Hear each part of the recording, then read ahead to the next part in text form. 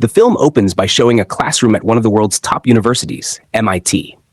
As usual, Professor Gerald teaches math to his students. He is one of the most respected professors at the university and has even won the Fields Medal, the highest honor in mathematics. Before ending the class, Professor Gerald gives his students an extremely difficult math problem. He explains that the problem has remained unsolved for years, and anyone who can solve it would be seen as an extraordinary student, on par with some of the greatest minds in the field. Next, the scene shifts to a man working as a janitor at MIT. His name is Will Hunting. While mopping the floor and feeling bored, Will glances at the campus surroundings and notices the math problem written on a blackboard. Out of curiosity, he decides to give it a try.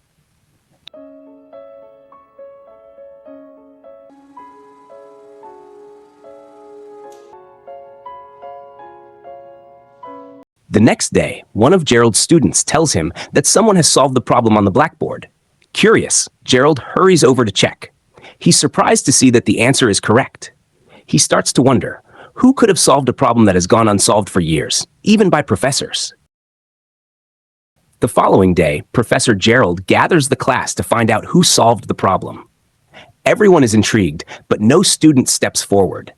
That's because the person who solved it isn't a student. It's Will, the janitor. Seems there will be no unmasking here today. In the next scene, Will is seen with 3 of his friends. Will is an orphan who grew up in foster care. With no financial support, he takes on various jobs like janitorial work and construction to cover his daily needs. Despite his background, Will has a brilliant mind. He has a unique hobby, self-education. Although he never attends college formally, his intelligence matches that of advanced students, sometimes even professors. In his free time, he reads extensively and understands complex material with ease. Most of Will's friends come from rough backgrounds as well. They don't have stable jobs or clear futures. With the pressures of life and lack of guidance, they often act impulsively and frequently get into trouble. Not going. Fucking go, Morgan. Later, the story shows Will punching someone out of revenge for a past incident from childhood. The police arrive unexpectedly. Will has no time to escape and gets arrested. Although he is released, he is scheduled to appear in court the following week. The next day, as Professor Gerald is about to start his class, he sees Will standing at the chalkboard, working on the math problem. At first, he assumes Will is just scribbling on it. But when he takes a closer look, he's shocked to see that Will is actually solving the equation. Oh, you're a clever one. What's your name?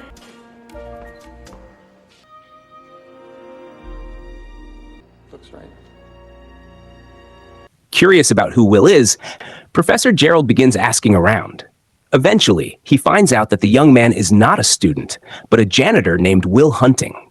Later, Will and his friends hang out near a Harvard student bar. Will's friend, Chucky, tries to impress some women by pretending to be a Harvard student, even though he actually works in construction. A real Harvard student becomes suspicious and challenges Chucky with difficult academic questions.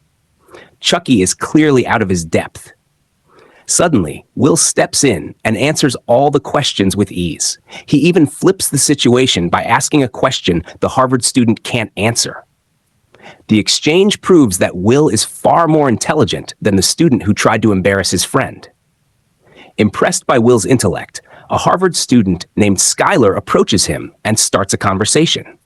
Before they part ways, she gives Will her phone number. The next day, Will appears in court for the assault charge. Surprisingly, he defends himself without a lawyer. He has studied law independently and understands the legal system well. Professor Gerald is present at the trial and becomes even more impressed with Will's intellect. However, due to Will's long record of violent behavior, the judge decides he must serve jail time. Not wanting Will's genius to be wasted, Professor Gerald offers to post his bail under 2 conditions. Will must help him with advanced mathematics, and he must attend therapy sessions to address his anger and behavioral issues. At first, Will refuses. He sees therapy as something only crazy people need. But to avoid jail, he eventually agrees. Will then begins working with Professor Gerald, quickly solving complex math problems that have stumped even seasoned scholars. However, his therapy sessions go poorly. Will mocks and outsmarts every therapist he meets, frustrating them to the point where they give up. Professor Gerald wants to take Will to his friend, a clinical psychologist and fellow professor named Sean. Sean has experience working with people who have mental health issues. Sean listens as Professor Gerald tells him about Will's brilliance and emotional issues. He agrees to help. In their first session, Will immediately causes tension by analyzing Sean's life based on a single painting. He claims Sean is unhappy because he married the wrong woman. The comment deeply offends Sean, as it disrespects the memory of his late wife, whom he loved dearly. Sean becomes furious. Ever disrespect my wife again, I will end you. Will acts this way on purpose. He pushes people away to avoid revealing his own pain.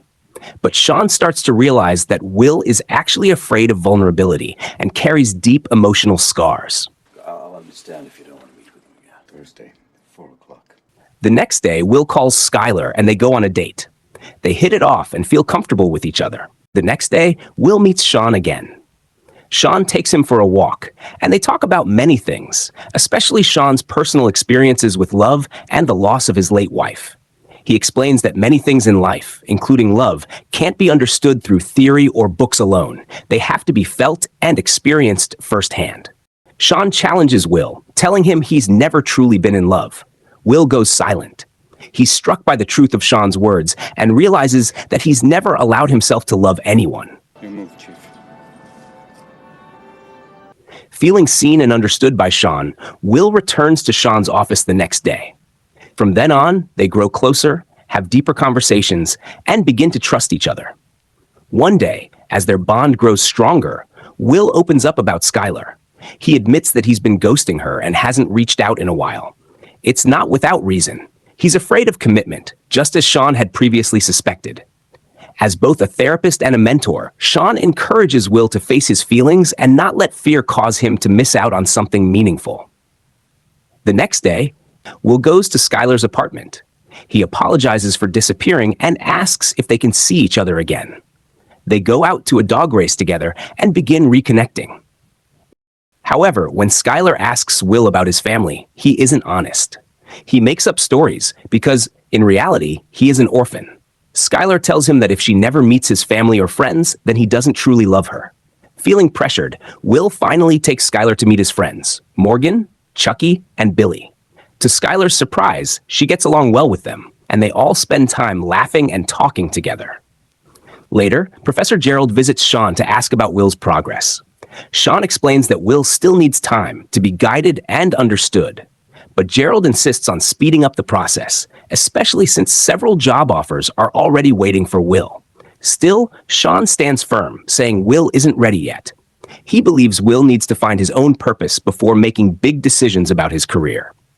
The next day, Will is scheduled for a job interview, but instead of going himself, he sends Chucky in his place. Will, who still feels emotionally unprepared and unsure about his future, avoids the interview. Chucky, who clearly has no qualifications for the job, can't take the interview seriously. As a result, the whole thing falls apart. Skylar, full of hope, invites Will to move with her to California, where she will attend Stanford. She expresses her love and wants him to come along. However, Will distances himself and avoids talking about his family or personal life. When pressed to be honest, Will lies and says he doesn't love Skylar, using this falsehood to protect himself. Despite this, Skylar knows it's not true and feels deeply hurt. That this isn't fucking surgery, that the motherfucker stabbed me. I don't love you. After that, Will's life starts to spiral. He argues with Professor Gerald, claiming he's smarter than him. I can't do this, bro. He also turns down every job offer he receives. Why shouldn't I work for the NSA? It's a tough one. During a session with Sean, Will explains why he keeps turning down all the job offers and chooses to work in construction or as a janitor. He says there's nothing wrong with doing either job.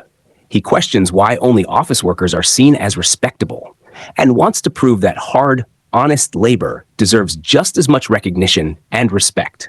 You could be a janitor anywhere. Why did you sneak around at night and finish other people's formulas? Because I don't see a lot of honor in that, Will. So what do you really want to do? I want to be a shepherd. Listen, you're not going to answer my questions. Fed up with all the pressure, Will meets with Chucky and asks to work with him. From that moment on, they work together as construction laborers. One day during a break, Chucky asks when Will accept the job offers that could change his future. Will replies that he wants to stay the way he is, working construction and spending time with Chucky. Chucky gets angry and says he would do anything for a brain like Will's, but Will is wasting it. He continues that he looks forward to the day when Will is no longer around, when Will chases his dreams, because he will be very proud of him. Will realizes that even his best friend wants him to succeed, so he immediately goes to see Sean. Gerald and Sean argue again. Gerald wants Will to start working soon and use his potential, while Sean focuses on giving Will time to heal emotionally before moving forward. When Will arrives, Gerald leaves. Sean then reads Will's therapy file.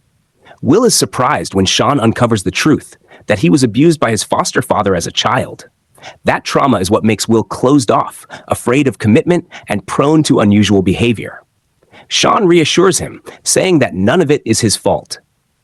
Hearing that, Will breaks down in tears, unable to hold back his emotions in front of Sean. It's not your fault. Don't fuck with me. It's not your fault. Don't fuck with me, all right? After this, Will changes. He applies for a job recommended by Professor Gerald and gets accepted. Will and Sean talk. Will thanks Sean for listening and understanding him. He also hopes their relationship won't end there because Sean has become like a father figure to him. Sean gives Will his phone number in case he ever needs someone to talk to again. Thank you, Sean. On Will's 21st birthday, his three best friends, Morgan, Chucky, and Billy, give him a car as a gift. The car symbolizes their support and a fresh motivation for Will to move forward. In the end, Will decides not to continue with the prestigious job Professor Gerald recommended. Instead, he follows his heart and leaves a note for Sean saying he's gone to see about a girl, referring to his decision to chase Skylar in California.